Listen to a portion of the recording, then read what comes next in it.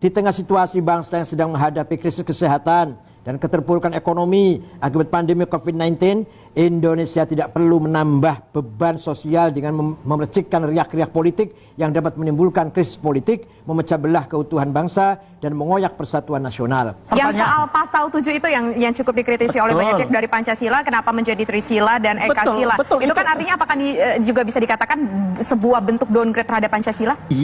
Saya tidak ingin mengatakannya demikian karena nanti kan itu ada ketersinggungan atau apa. Tapi yang jelas adalah itu sebuah penarikan ke belakang.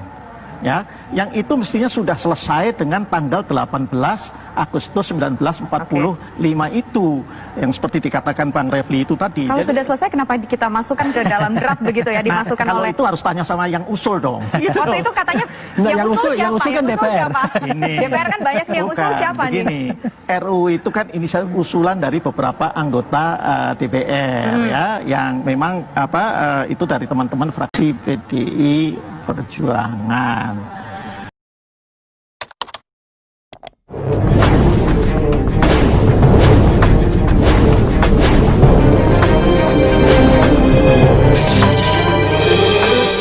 Entah karena memang tidak ada pekerjaan atau memang sengaja dibikin jadi pekerjaan, atau mungkin demi mengalihkan perhatian agar rakyat menjadi fokus pada kasus-kasus baru, lupa kasus lama yang belum tuntas.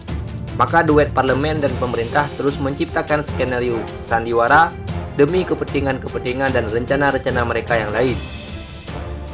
Satu di antara skenario sandiwara yang kini cukup ampuh dan menarik, bahkan menyedot pikiran dan perasaan berbagai pihak adalah rancangan undang-undang haluan ideologi Pancasila, dan langsung menimbulkan kegaduhan di ruang publik dan Negara Kesatuan Republik Indonesia.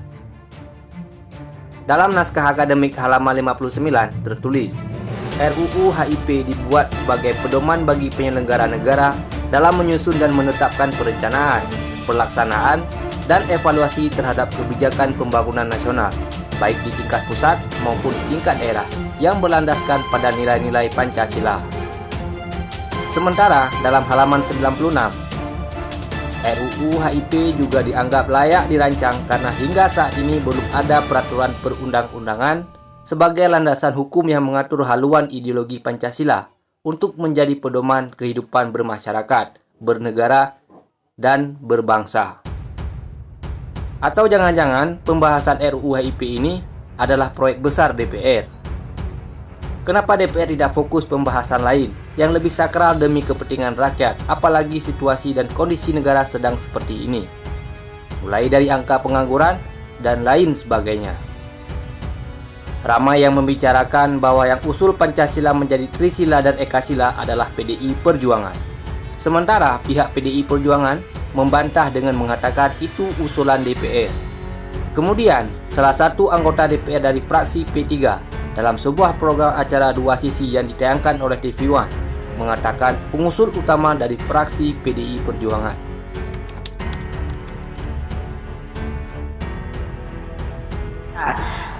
Pancasila kita tahu 5 sila.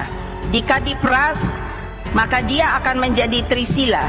Terdiri pertama adalah sosionasionalisme yang merupakan perasan dari kebangsaan dan internasionalisme, kebangsaan dan pri-kemanusiaan. Kedua, sosiodemokrasi. Demokrasi yang dimaksud bukan demokrasi barat, tetapi demokrasi yang dimaksud adalah demokrasi politik ekonomi, yaitu demokrasi yang melekat dengan kesejahteraan sosial, yang kalau diperas lagi menjadi satu dalam sosiodemokrasi. Yang ketiga adalah ketuhanan. Menjadi poin ketiga, bukan karena derajat kepentingannya paling bawah, salah. Tetapi justru karena ketuhanan sebagai pondasi kebangsaan, demokrasi politik, dan ekonomi yang kita anut. Berdasarkan pokok-pokok pikiran dan penilaian atas naskah akademik, rumusan draft rancangan undang-undang HIP dan catatan rapat badan legislasi DPR RI dalam pengambilan keputusan atas penyusunan RUU HIP tanggal 2 April 2020, serta dengan mencermati dinamika yang terjadi dalam masyarakat, PBNU menyampaikan sikap dan pandangan sebagai berikut.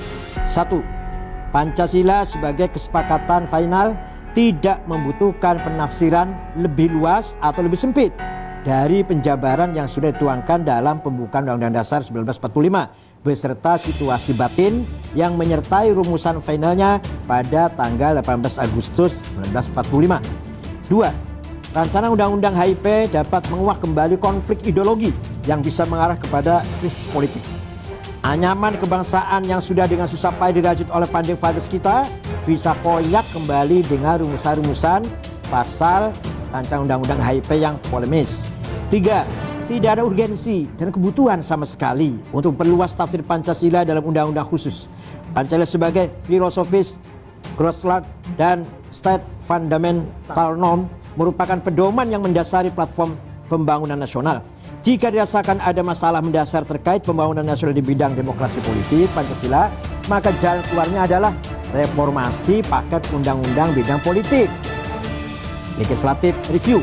Begitu pula jika ada masalah terkait dengan haluan pembangunan ekonomi nasional yang dirasakan menyimpang dari jiwa demokrasi ekonomi Pancasila, maka yang perlu dipersiapkan adalah rancangan Undang-Undang Sistem Perekonomian Nasional sebagai undang-undang payung umbrella yang secara jelas dimandatkan oleh pasal 33 ayat 5 Undang Dasar 1945. 4. Di tengah situasi bangsa yang sedang menghadapi krisis kesehatan dan keterpurukan ekonomi akibat pandemi COVID-19, Indonesia tidak perlu menambah beban sosial dengan memercikkan riak-riak politik yang dapat menimbulkan krisis politik, memecah belah keutuhan bangsa, dan mengoyak persatuan nasional.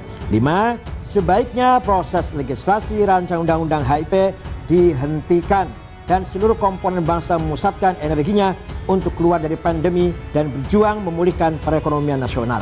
Sekian, Jakarta, 24 Syawal 1441 atau 16 Juni 2020. Sekjen, silakan tanda tangan. Dr. Insinyur Haji Helmi Faisal Zaini Hasan Abdurrahman. Ketua Umum Said Agil Sirot.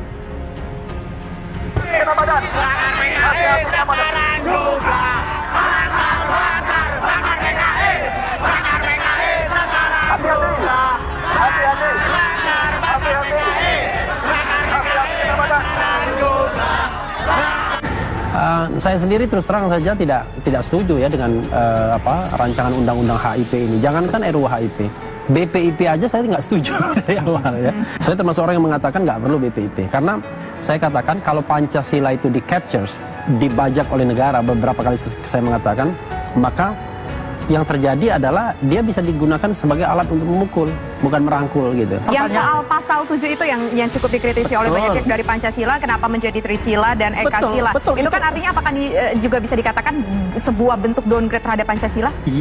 Saya tidak ingin mengatakannya demikian karena nanti kan itu ada ketersinggungan atau apa. Tapi yang jelas adalah itu sebuah penarikan ke belakang. Ya, yang itu mestinya sudah selesai dengan tanggal 18 Agustus 1945 itu yang seperti dikatakan Bang Refli itu tadi. Kalau sudah selesai kenapa kita masukkan ke dalam draft begitu ya, dimasukkan kalau oleh... itu harus tanya sama yang usul dong. Waktu itu katanya yang usul siapa? Yang usul kan DPR. DPR kan banyak nih, yang usul siapa nih? RUU itu kan inisial usulan dari beberapa anggota DPR ya, yang memang itu dari teman-teman fraksi PDI Perjuangan. PDI Perjuangan.